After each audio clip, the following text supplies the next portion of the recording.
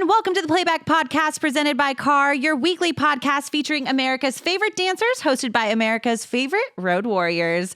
We are your hosts, Jocelyn, Kristyn, and Madison.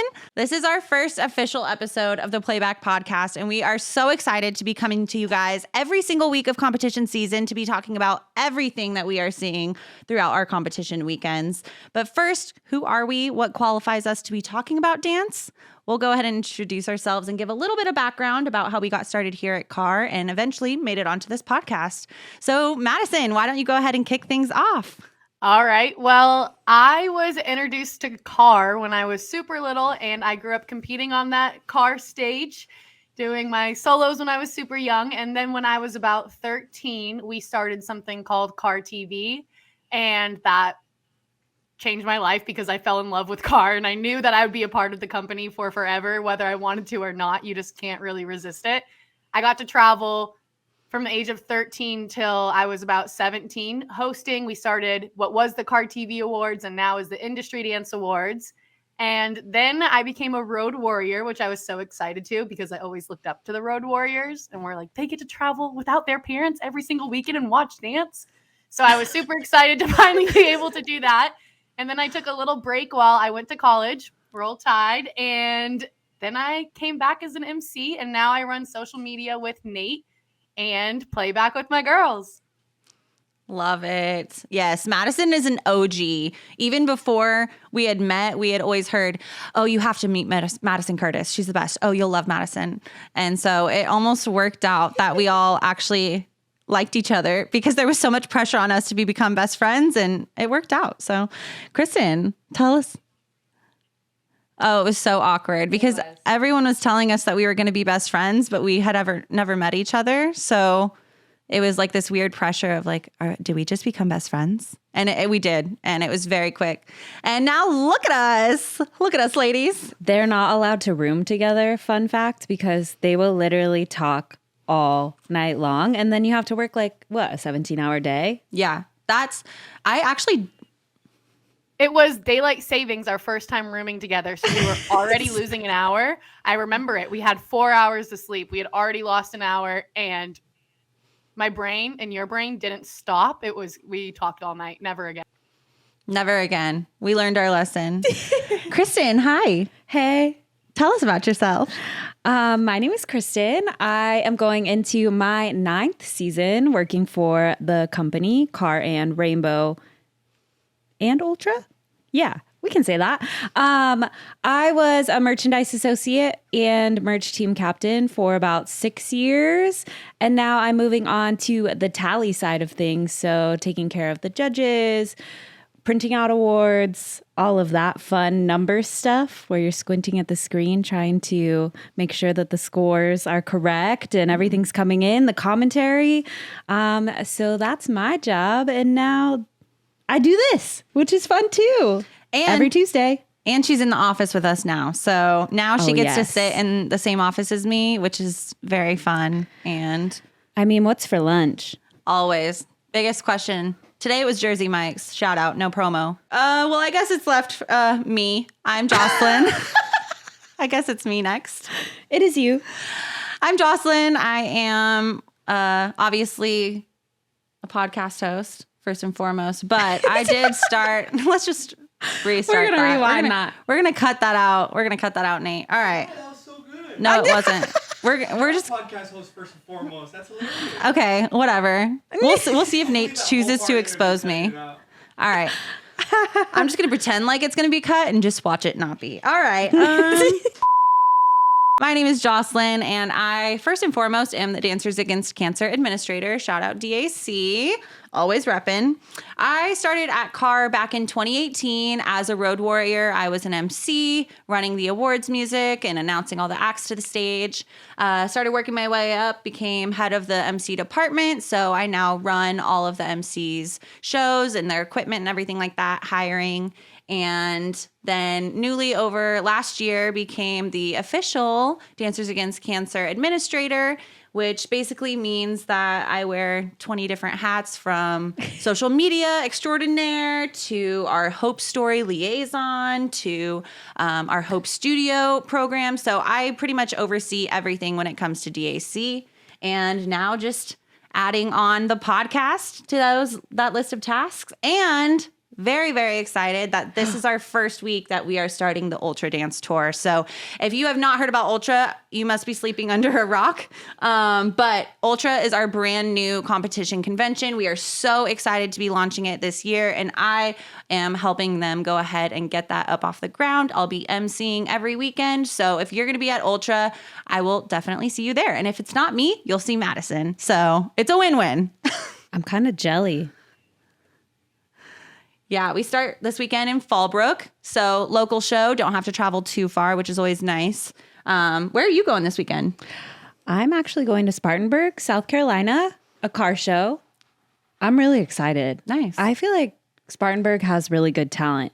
One of my favorite cities. Where are you? I'm going to be in my hometown, Detroit. That feels weird to say still. I just moved here. That's why I'm not in the office with the girls.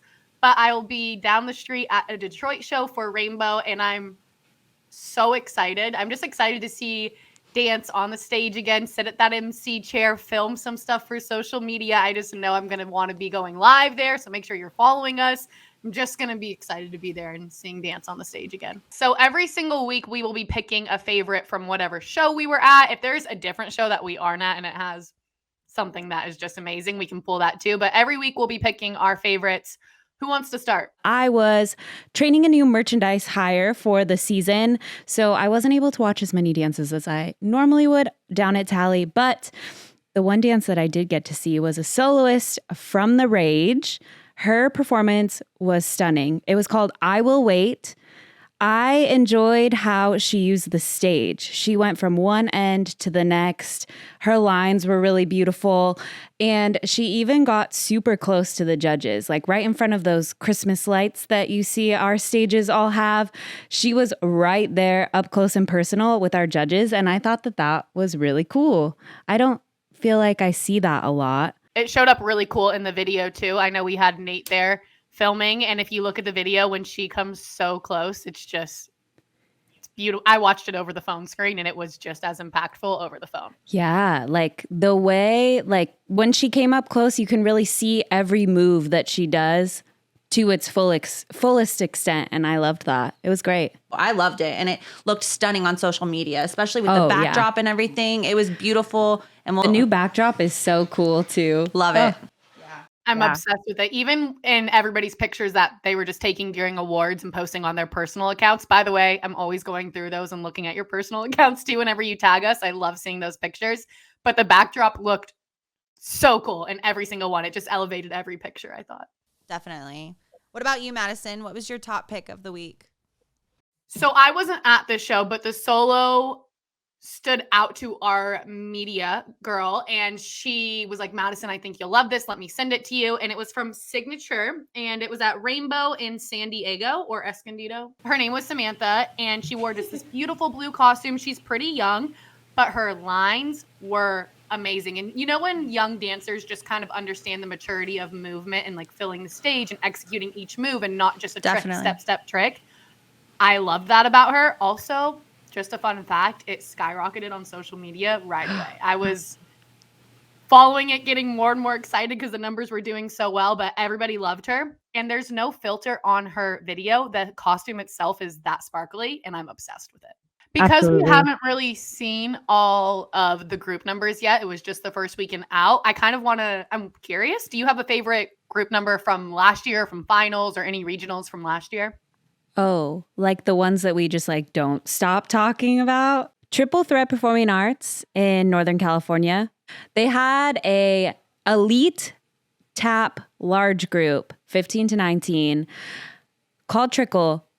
I got to see it twice, 2 weekends in a row. And I kid you not, like those kids do not miss a beat. The fact that they are 15 to 19-year-olds large group, and their sounds were so in sync. My favorite thing about Triple Threat is that, first of all, their tap training across the whole studio is insane, clean, crisp, but they're younger girls. They've won 4 national titles back to back to back, and they're ready for another. They're so good. So I can't wait to see them when they're in that older age division too and see what else they bring, because they're amazing. Who else I love is a good like this? acapella. Like, yes.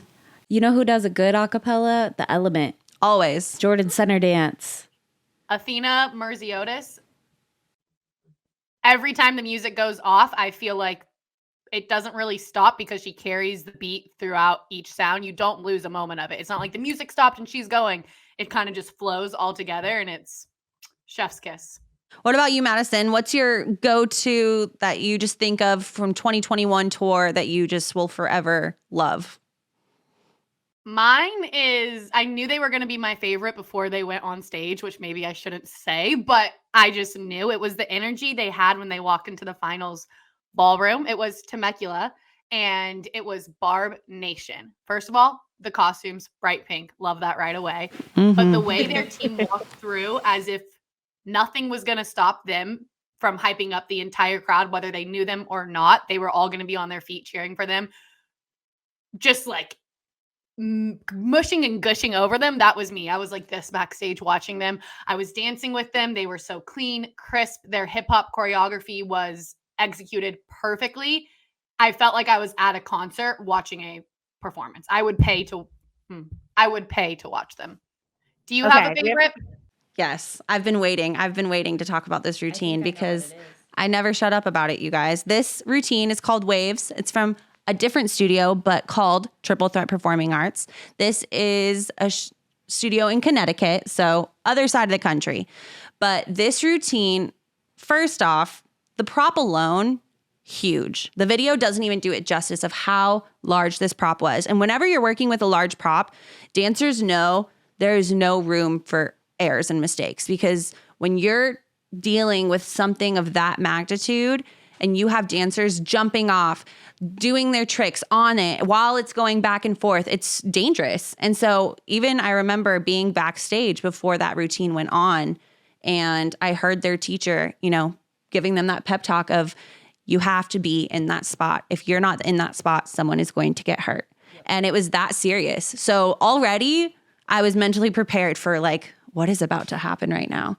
And we'll put up a clip, but you guys need to watch this full performance, because it was when incredible. I tell you, we were sitting there, and every back and forth this ship would do, we would like, it would take our breath away because it was dangerous. So you were nervous, but it was so stunning that it was just like, oh, it was so good. I remember when that performance happened, I didn't get the opportunity to see it in person, but Jocelyn literally texted us and was like, you guys are not going to believe this performance. It's incredible. I'm going to download the video ASAP and send it to you guys. Like, you have to watch it now. That center dancer, the main dancer, or the person that was the main focus of the dance, the strength that she must have to look graceful and moving so gracefully on top of a prop that she's using every ounce of muscle to stay on and not fall off. And this isn't a prop that you can fall off and be okay. You're going to fall off and really seriously hurt yourself. So she was holding herself up with this strength, and the way she moves her body, it looks like she's out of a movie or a superhero, the way she has control over every inch of her body, but still makes it look graceful. It blows me away every time. That's always my argument for when people are saying dance isn't a sport. I'm like, okay, football, basketball, any sport you think of, you can visibly see them like exercising all of their energy into whatever that play is. Dancers have to make it look flawless and like effortless. And that is a perfect example of a dancer's job well done. We have many favorites when it comes to the performances that we've seen over the years. And I think that, going into 2022, we're almost expecting to see some things just based off of certain trends that we may see. Yes. So I know that all of us kind of have our predictions for 2022 and what we're expecting to see on the stage, if we want to go around and say what those are, because I think that we're pretty good at calling it. Yeah, I think What's yours, Jocelyn? I want to know. Mine is the emerald green costume. And we saw a lot of this last season, but I think that this season it's going to be the color. It's beautiful. It's stunning. It looks good on any skin tone. It looks good for my personal favorite is like a lyrical or a contemporary. And actually the performance that you were just talking about from that soloist from The Rage, that color is exactly what I'm talking about. It's that beautiful, rich, sultry color. It's very romantic, but it's also, you can do it for a sad routine. You can do it for a happy routine. It's very versatile. It's very elegant. I feel like very like a queen would wear that color. I love. I think that's a good prediction. What about you? My prediction, Euphoria is a big deal right now. Season 2 is airing. Season 1, I believe that aired right before COVID, right? So that was like a big thing that everyone started watching, and the makeup on that show is incredible. What they do, the wing liner, the glitter, the rhinestones. I mean, hello, dance, rhinestones, costumes. People are going to be putting rhinestones on their face. They're going to be doing that glitter. And I actually saw that this past weekend in Redondo.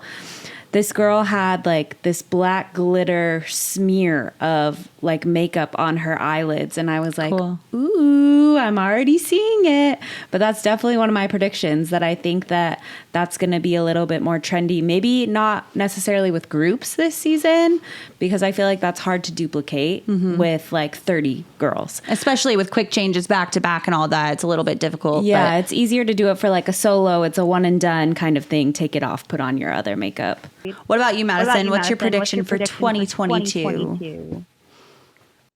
I'm excited and I'm hoping that this prediction comes true, because I would be very entertained and love to see it. But I think, especially with the LSU Tiger Girls going viral right now, that competition college varsity style dancing is going to be big for our groups this year. I think the person that does it best or started this type of style is Patrice from Cutting Edge Dance Center. They took it to Tennessee a long time ago, and Tennessee went back to back to back for national titles.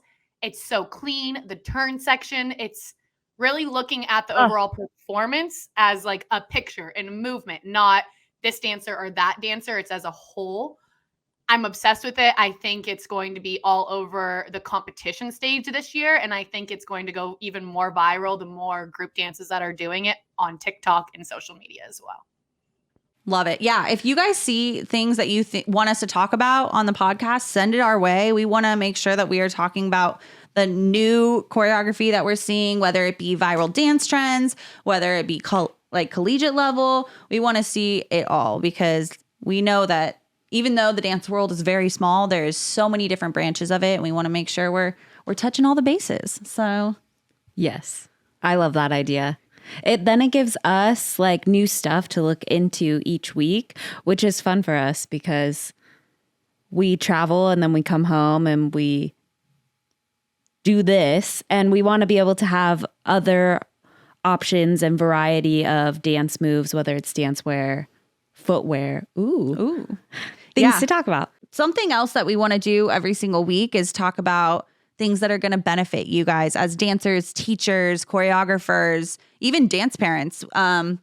We have so much valuable information when it comes to our judges, our directors, everyone that really puts on these giant events has so much knowledge, and we think that this is the perfect platform to be able to bring that to you guys. So every week, we're going to be doing a couple of judges' tips, whether it's from a judge, whether it's from us, whether it's a director tip. We're just going to give you guys some tips to think about when either you're choreographing, when you're designing costumes, whatever it may be. So we have our amazing judges, obviously, that judge week after week when it comes to our car shows, our rainbow shows, and now our ultra shows. And we wanted to get their insight on what their most common critique is throughout the weekends. Obviously, they are judging sometimes 100 performances in one day, up to 700 acts in one weekend. So I'm sure that it gets really repetitive in that critique. But at the same time, every single performance is going to require that individual attention to detail. But something that they said that they constantly are saying, so I'll just go ahead and start off with one that really caught my eye. This one is from Amy Barone, who she is a judge and she also is a studio owner from Creative Dance. Amy had a great comment. She said, definitely stage performance. What are you portraying? And my biggest thing is not all lyrical and contemporary dances have to be sad or angry. The change of the face should match the changes of the song. 100% agree on this. Yes. I feel like that's like the number one critique I hear when I'm checking commentary to make sure that the judge's commentary is coming through correctly and they're speaking throughout the entire routine. That's like the biggest thing that I hear time after time. I was really surprised reading through all of the comments, and we can do this every week because I'm sure this is helpful for dancers, dance moms, studio owners to hear just those notes that are constantly being given. I really thought we were going to hear stretch your ankles, really make sure you're not sickling your foot when you're doing this, but almost every single judge said your intention behind your dance, your emotions on your face, connecting with the audience, and it really just goes to show how important that is. You can do 18 turns, but if you're not making the judge feel it, they're not going to remember you when they see 15 more solos that night. Not even just as a judging standpoint on that one too, but like as staff, it's such a treat. Like whether you're a tallier or an MC or a backstage coordinator, it's such a treat to see your dancers on the stage as is. Like this job is crazy and it's so fun to combine our love of dance. But like for us to see your dancer on stage just emoting in the most beautiful way, it tells us a story too. And then that becomes one of the routines that we can't stop talking about. Another one that I really, really liked was from Donna Shepard, who's another one of our judges who's amazing. Longtime judge for CAR. She was basically saying clarity in where the movement is in their body. Is it a contraction in the belly? Is it a hip roll using their whole pelvis? And I think this is really big, more on the transitions, I think it's really simple to just bleed one movement right into another. And when dancers are able to execute a movement so that we see the beginning and ending of it, but transition into the next one and not just kind of roll through all their choreography, that is where the distinction between a dancer and an artist, in my opinion, because you're able to take those movements. You can be really fast and choppy at one part, but then using that smooth transition, I think, is one of my favorite things to see. Makes a more mature dancer fluid throughout their movement. And you know, there's a studio actually in Orange County. They are like a pre-professional studio, Brea Space.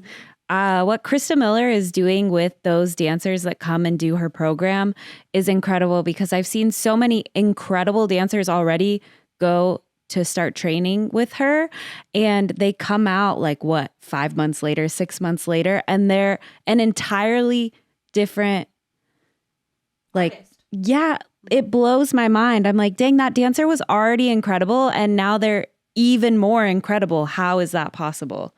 And I definitely feel like it's those transitions, it's those in-betweens that really mature them. Something that reminds me of is for Dancers Against Cancer this year, we actually did a masterclass at Jojo Siwa's studio. And we had Molly Gray as one of our guest choreographers along with a couple others. And one thing that Molly said that really stood out to me was she said, when I'm choreographing, naturally, if you put your leg up, it's going to want to go down, right? So it's almost like your body knows when it's doing something, what should come next. And she goes, I like to do the opposite. She said, so when I'm transitioning to the floor, rather than thinking I'm just going to go to the floor, I'm going to think I'm going up and I'm going to pull up. And so it really just elevates all of her transitions. Same thing. If she's going up for a leap, what's the last thing you would want to do after a leap? Drop to the floor. That's what she does. So it's like she's challenging her choreography in such a backwards way by doing the complete opposite of what naturally feels right. And I think that's so important in those transitions, because it's so quick to think, oh, after I do this stag, I'm immediately going to roll to the ground, just because that's what feels comfortable to us. That's what we know. So rather than doing that, if you drop down, jump right back up, it's something that's going to catch the eye. It's something that's going to challenge that dancer, make them stronger, and make those transitions seem way more than just a transition. I loved listening to Molly Gray teach that class. That was like my favorite thing. And as a teacher, I am always trying to get more input and more inspiration. And so hearing her say that challenged me that week when I went in to go and teach my classes. And it challenged my students too, because they were not expecting that. And I was like, sorry, guys. It's like every week when I travel to competition and I see all these crazy new moves and tricks on stage. And then I come to class on Monday and they're just waiting. They're like, uh-oh, she's got a whole new basket of ideas to bring to the table today. Yeah. I think something else that you can do if you're a parent at home, a dancer at home, and you're wanting to know how you can kind of eliminate the transitions that are very obvious to judges before your next competition, something you can do is go look through your photos. You have a photo of every second of the dance. In your photo, if I can tell that you're prepping for a turn before the next photo that is you doing a turn, then I can read your transition all over your face, which is something that's really helpful. Go through, watch. Some of them you won't know what's coming next. You don't want to know what move is coming next when you're going to the next photo. So really go through, and sometimes you just have to either watch yourself, video yourself when you're practicing in the studio, or go through those pictures and kind of pick a couple places where you can see those transitions and try to eliminate it, because then it's a surprise for the person watching your video or a surprise for the judge. And I think that's something that can help between now and your next competition, and something that judges might notice as well. I like it. Those were good critiques from our judges. I agree. We have great judges. We're going to do this every week just because they already had so much input and this was only one question. So if you have questions for the judges, if you're like, I need to know if my walk-on needs to be this or that, write your questions below or send them into our social media so we can ask those judges right then and get you your answers too. All right, so let's go ahead and get into the Dancers Against Cancer segment. Every week, I'm going to be updating you guys on Hope Stories, Hope Studios. We've got amazing fundraisers that are going on every weekend, whether it be at a rainbow show, a car show, or sometimes just fundraisers across the country that have nothing to do with competition, but maybe these small studios are doing them. So we want to make sure we're highlighting all of these amazing people that are continuing to support DAC. So I will just start off with this weekend. We finally had live shows for our competitions, which we've been doing COVID shows for too long. Yeah. And when it comes to our live shows, this is where we get the opportunity to do those really big award ceremonies. And part of that throughout our weekend is always a Dancers Against Cancer speech. So what we will do is someone on our staff will go up before an award ceremony starts, and they will do just a quick introduction for those people that don't know anything about Dancers Against Cancer, just to give a little bit more background. And then we go ahead and pass around our really cute rhinestoned DAC pink buckets, and we just pass those along through the audience, and people can throw in whatever spare change and dollars they have. And it's so beneficial. And I think that a lot of people don't realize how much money comes in from these, but just this weekend alone, we made almost $2,000 just in those cash donations. So it's crazy. It's one of our biggest money makers. And the fact that we haven't been able to do it for so long because of these COVID events has obviously, it's impacted the ability to be able to donate as much as we can to these hope stories and whatnot to help provide them financial assistance, essentially. Definitely. So it's a huge part of our fundraising every single year, and we're so happy to have it back.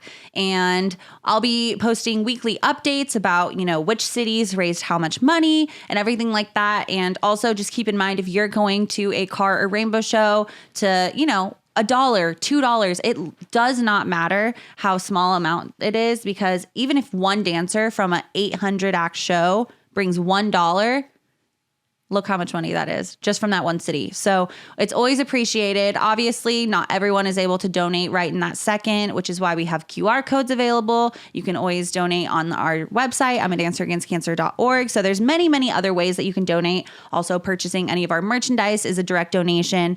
So there's many ways to donate, but this is just something that's really fun. We get to bring our dancers up on stage. They get to say where they're supporting from.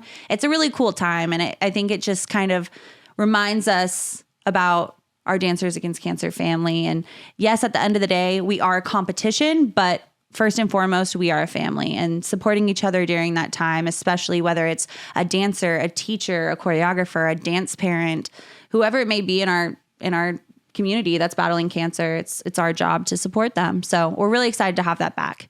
If you are a dancer and you're going to competition and you want to be one of the dancers that holds the pink buckets, I know when I was younger, I was always really excited to do it. I have an embarrassing picture of me when I was really little, so excited to hold my pink bucket. Go to the merch girl right when you get there. Say, I really want to help out. I really want to be one of the dancers that gets to pass out the pink buckets. It's something I always looked forward to, and I know other dancers do as well. So be that first person to ask to help with the pink buckets, and you get to go around and announce your studio on stage too. It's super fun, and it's really great for the kids to feel like they are doing something to support. Obviously, we have our Hope Studio program, which is, the yearly donation of $1,000 to Dancers Against Cancer, and now you're an official Hope Studio. But not all studios are able to do that every single season, so it's a great way for you guys to still feel involved in the DAC community. So we're loving it. Pink buckets are back. They're back. So one thing we are super excited about is our TikTok page for Dancers Against Cancer. Woohoo. We launched it on New Year's Day. So new year, new platform. We're very excited. We're going to have so many behind the scenes when it comes to what's going on the weekends. We're going to get interviews and really get to know our Hope Stories. And those Hope Stories are the individuals that we are financially supporting through their treatments. And you're going to get to hear their stories. You're going to get to be inspired by Hope Studio directors and what keeps them coming back every year supporting DAC. There's going to be so much content for you guys to look forward to. But one thing that we launched this week that I'm so excited about is our Dance of the Month. So we have an amazing staff here at CAR, as you guys know, and one of them is named Jimmy Love. He is an up-and-coming choreographer that is just contagious when it comes to his love for dance. Yes. Jimmy Love, it's perfect. So he is going to be creating a dance every single month for the competition season. And you guys need to make sure that you are learning those dance challenges because we are going to be doing those before our award ceremonies. So during that interactive dance time, when we're getting all the kids hype and ready for awards, we're going to go ahead and put on those DAC TikTok trend songs. And you guys are going to be up front and center doing it. We will make sure that we are posting you, tagging you. If you guys happen to do it just at your house or at your studio with your friends, you can duet the DAC video and we will be posting reactions. So we have so much fun stuff going on. So make sure if you're coming up to a competition weekend soon, whether it be CAR or Rainbow, that you are following the TikTok page at I'm a Dancer Against Cancer and learning all of the choreography. We are breaking it down with counts. We want to make sure that you guys really, really get it so that we get to see it fully executed up on the CAR and Rainbow stage. All right, so we posted a story to see if you had any questions on our Instagram, and we are going to read these off. We'll do this every week, so every time we post, ask us anything. If it's a new brand you want us to try out, if you want to see how we feel about that dream duffel, let us know. A spray tan product, whatever you want, whatever questions you have, you can ask us. Julia_12, she says, why do you sell awards online? Ooh, I love this question on the weekends. I actually got that question at the show because we do sell awards online and at shows too. And that's the biggest one. Like, why do you sell your awards? Well, think about it. There's a production with like 70 kids on stage. That production is only getting one trophy or one plaque. So 69 other kids that were on stage dancing, they don't get that luxury of bringing that award home with them to display.